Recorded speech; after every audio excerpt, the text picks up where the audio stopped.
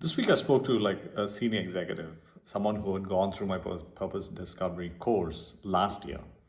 And something he said struck me and stopped me.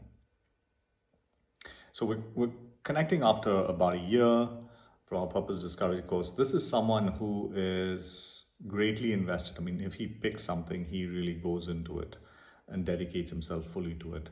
Someone who has managed senior leadership positions in global companies and entities around different parts of the world. And as we were talking about his journey, he said something like this. He said, "It felt selfish to take time for myself.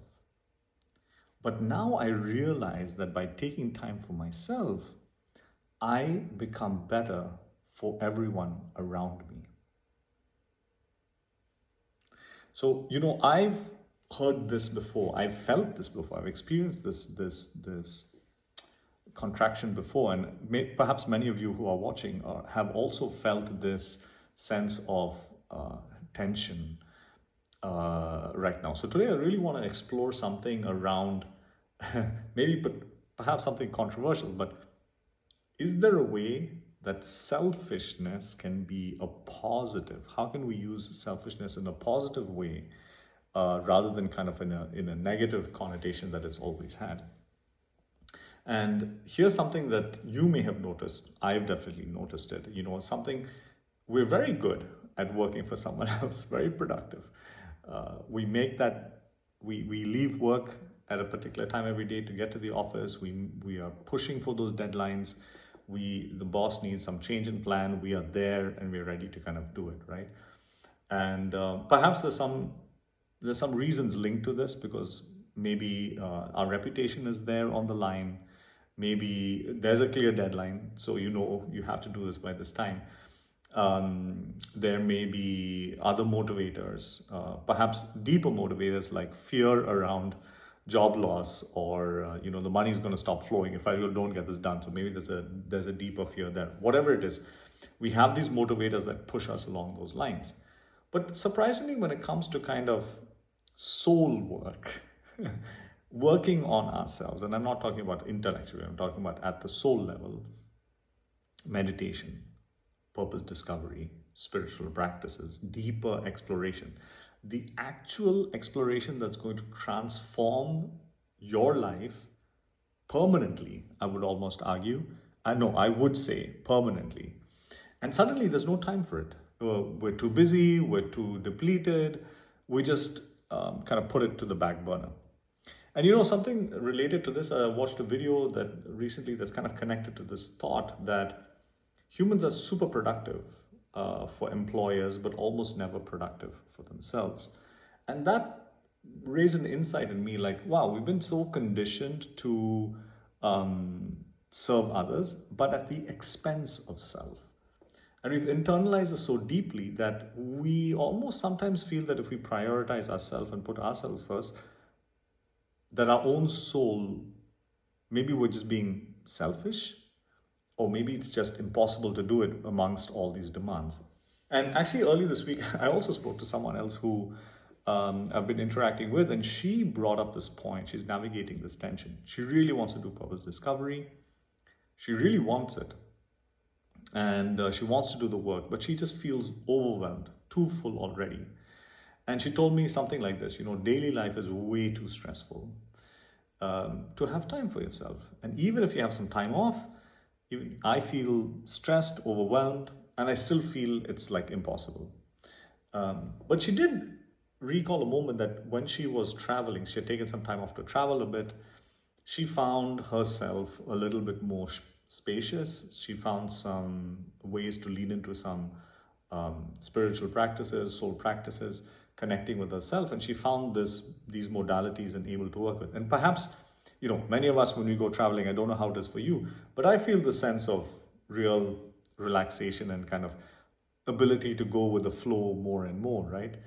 But then we get back into to quote unquote reality. We get back to our jobs, and then in the rhythm of work and obligations, and slowly the practices can fade away and get pulled away. And that's what she was saying. She was like, the mind gets to avoid thinking about that in the thick of things. And now You're scared that it can be stressful. So you're almost like protecting yourself. And this is what I want to explain a little bit around. What is this protection? So the ego, protective parts of the ego arise to challenge the self-exploration path that you want to take. You know deep down you want to take it. There is this pull somewhere inside you, but it shuts it down. It dissuades you because it will actually change your life. So the ego, I argue, is aware that finding your purpose and living your soul level purpose will dramatically change how you live the rest of this one wild and precious life.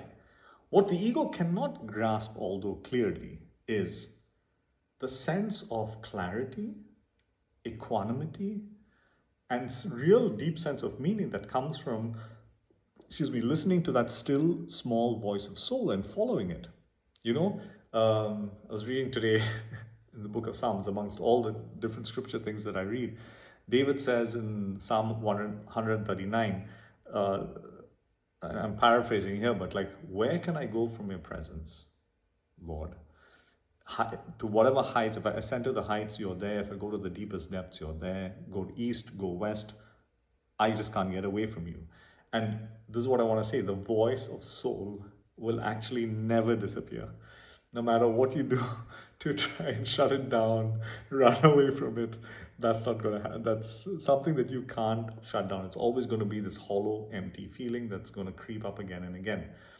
And, this is some of the paradox in where this lives, is like, perhaps taking time for ourselves, you may feel I'm being selfish. Or you feel, wow, I'm so overwhelmed. If I take time for myself, when is all this other stuff going to get done? So you don't take that time. And then finally, when there is a little bit of space, you're just so exhausted, you're depleted, and you're like, wow, I can't get to this. So we avoid, we postpone, and you wait for the right time. Meanwhile, when it comes back to the work day, bam, you're fulfilling all the stuff, right? So that's a interesting paradox if you're observing this. And of course, in my own life, I spent 20 plus years in the corporate environments, working with teams, with organizations, and I've lived this, right? This pull to give, this guilt when you kind of prioritize yourself, the voices that saying, oh, my team needs me, my family needs me, the client needs me. So who am I to make time for my soul? And for many years, I thought that actually serving others meant that I have to sacrifice myself, and that being a leader means being available to everyone except myself, right? Put leaders eat last, all this kind of stuff, right? So I'm going to challenge that a little bit. But in the sense of making time for nourishment, meditation, spiritual study, purpose exploration was, feeling kind of selfish. But then I remembered, I think at some point I remembered the words of my dad when he was teaching us. And he once explained the second commandment of Jesus, which is basically love your neighbor as yourself.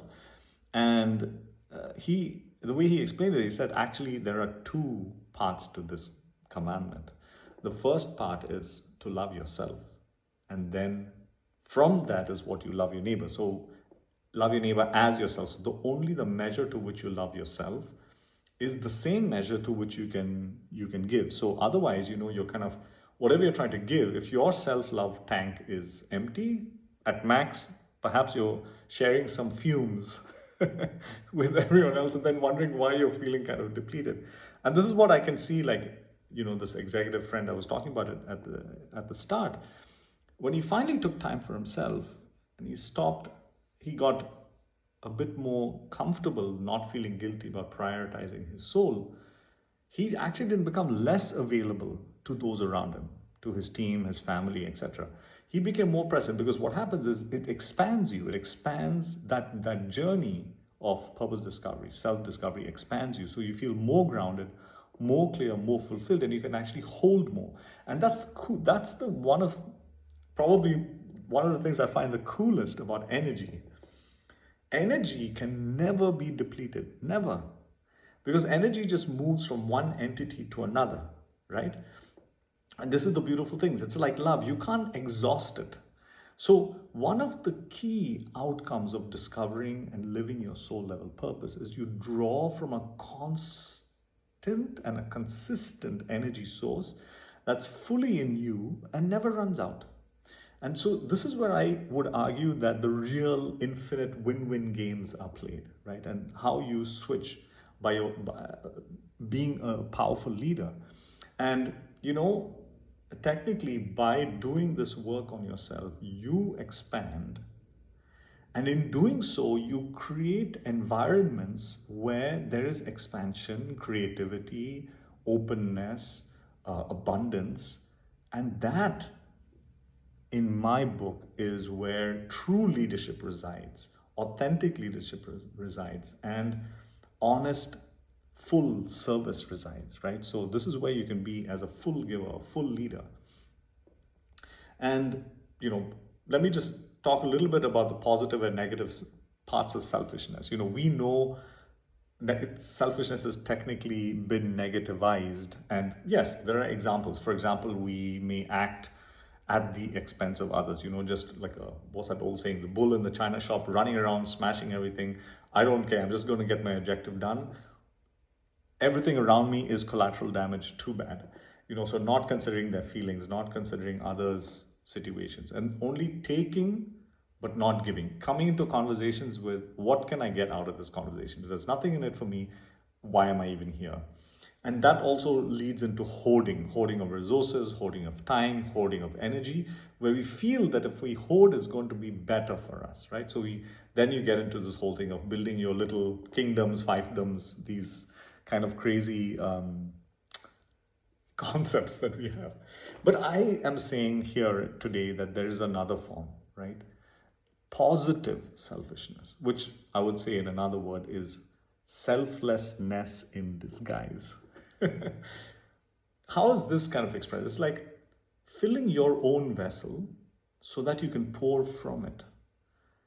Taking time for practices that expand you, that preserve your energy, setting boundaries that can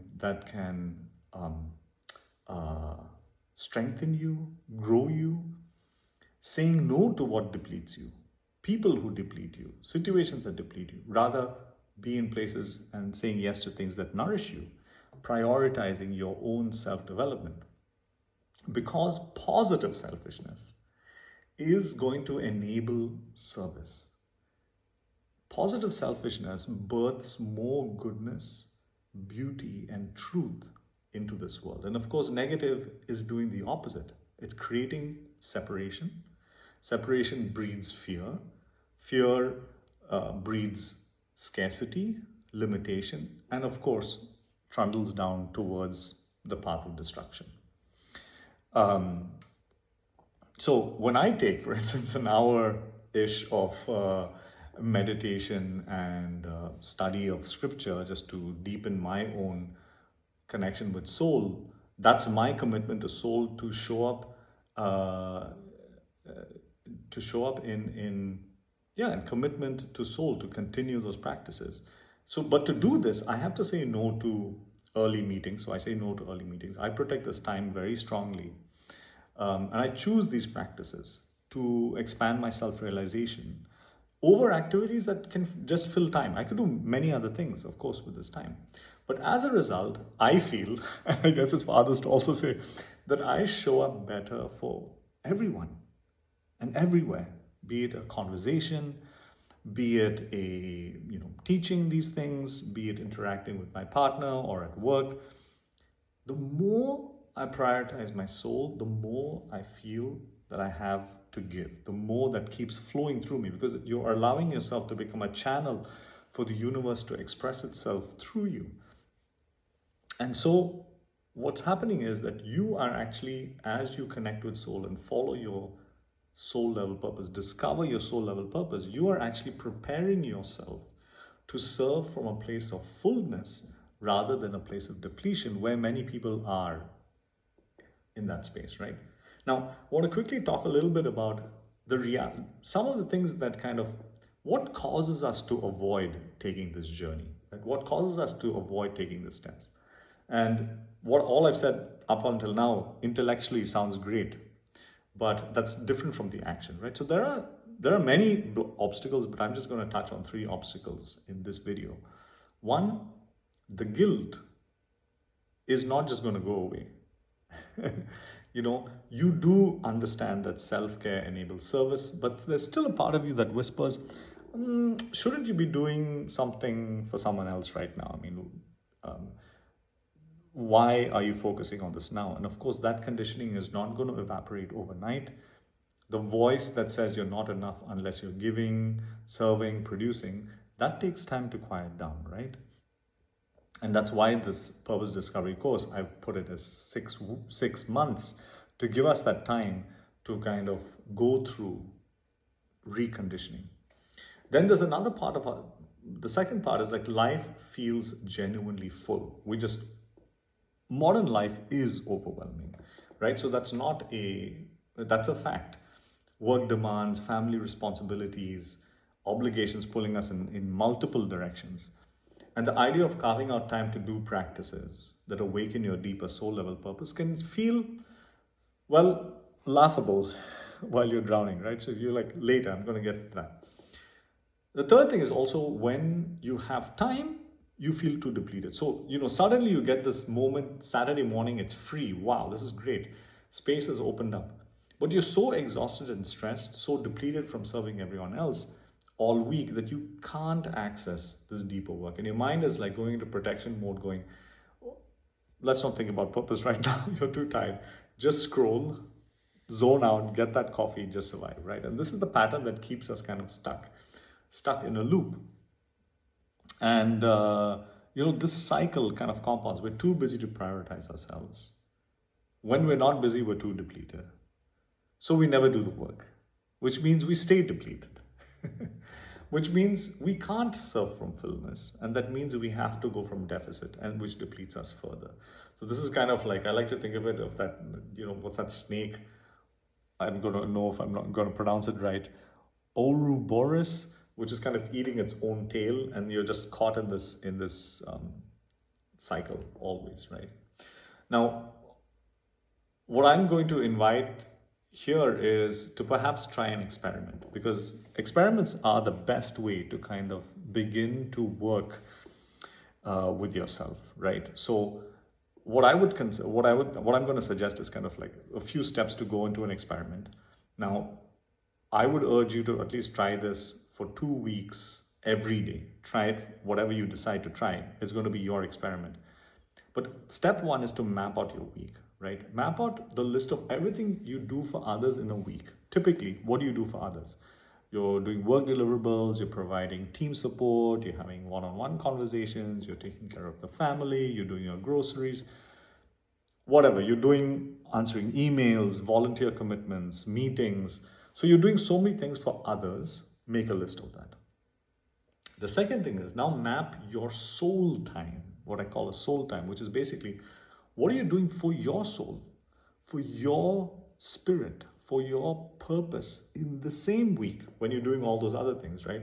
Things like perhaps meditation, walks in wild nature, journaling, purpose exploration, all the practices that are nourishing you at your deepest level.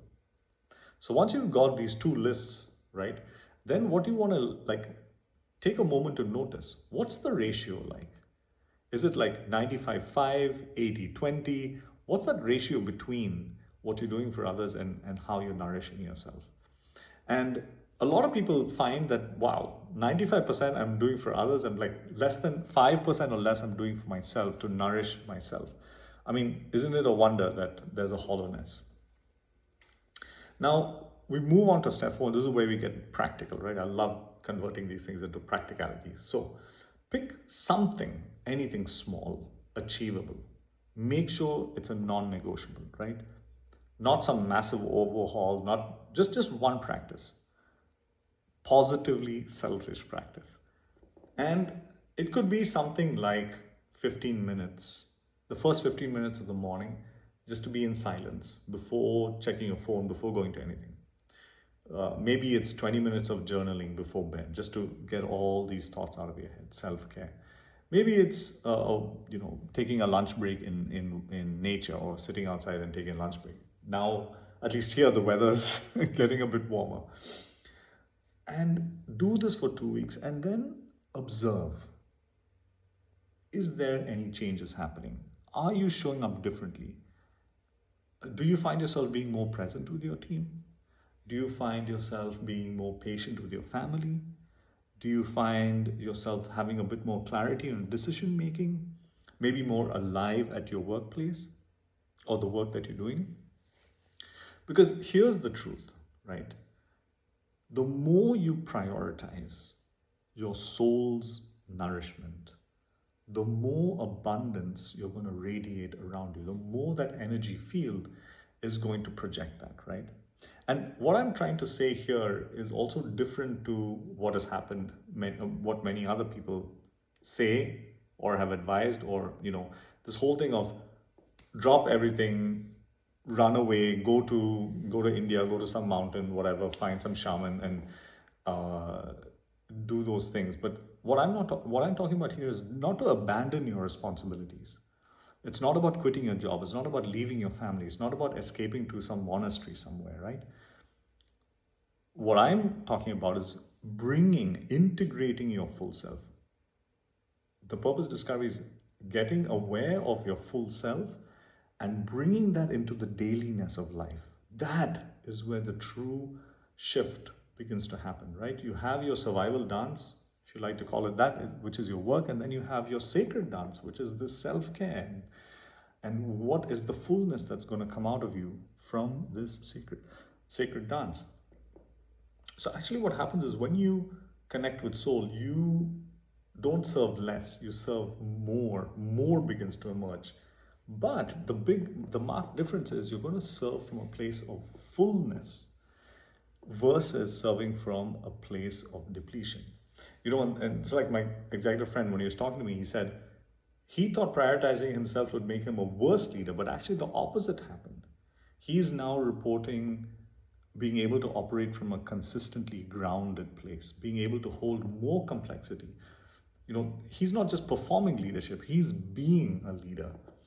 And similar to, like I said earlier, the other woman who I spoke to, who said in that moment of when she was on vacation and took the extended time off, she could really connect, right? So instead of asking, I think this is probably the mistake that many of us made, and I've done it in the past as well. How do I escape my life to find my soul? Instead of asking that question, I propose ask this question: how do I nourish my soul so I can bring it into my life? How can I integrate and allow the voice, turn up the volume of that soul level purpose to come more into my life? There's a very cool old proverb that says, I don't know if it's from the African continent, Asian continent, who knows? I don't know. Well, I didn't have it for this video, but the best time to plant a tree was 20 years ago. The next best time, guess what, is now. And the truth is that the right time is the time when you take the first step, the action. As Rumi says, the path appears when you take the first step. So, this is what I want to position this purpose discovery program that I offer, 6 months, as a positively selfish act that you can take up. It may seem, wow, 6 months, your ego must be telling you, 6 months focusing on your soul, your calling, your transformation. The world needs so much from you. What are you going to do with your family? What are you going to do with your job, etc.? And most people are thinking like this, right? But what is extraordinary is that you will find that as you discover your soul level purpose, it is inextricably connected to how that purpose serves all the beings around you, both human and other than human beings. And this is where your purpose becomes not separate from service, but it's how you uniquely serve. Sri Paramahansa Yogananda ji spoke this, right? He said that God has every saint that comes has a unique expression of one of the millions of facets of God, right? So your unique expression, how will you uniquely serve? So when you discover who you truly are under the facade of all these costumes and masks that we're wearing daily, you become much more able to give. You actually don't become self-centered. That's the beautiful thing. You begin to give from your essence and not your depletion. So again, going back to practicality, what would positive selfishness look like? Perhaps an hour of meditation or a few minutes of meditation before the working day starts. A soul walk in nature. There's another video on soul walk in nature, look it up. Maybe joining the 6 months purpose discovery course or a monthly gathering. Saying yes to practices that expand you and saying no to obligations that are draining you. And what you may be asking me, okay, fine, I'm going to do this, but then what's the outcome? So here are a few outcomes, and there's many, many more. But for instance, as a leader, a sense of clarity, groundedness, being really present. Imagine how you would lead in a set of people. In your relationships, much more authenticity, much more patience, much more aliveness, joy.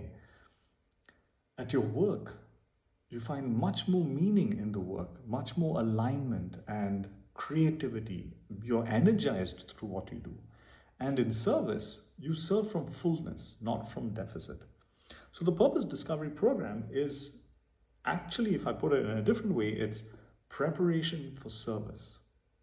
So here's my invitation. You may be successful on paper.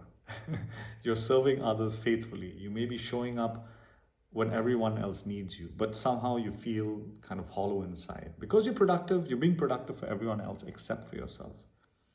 And because, or perhaps an hour for your soul feels impossible, or you're too depleted to use it. But I'm inviting you to join me and experiment with positive selfishness to discover your unique soul level purpose in this lifetime.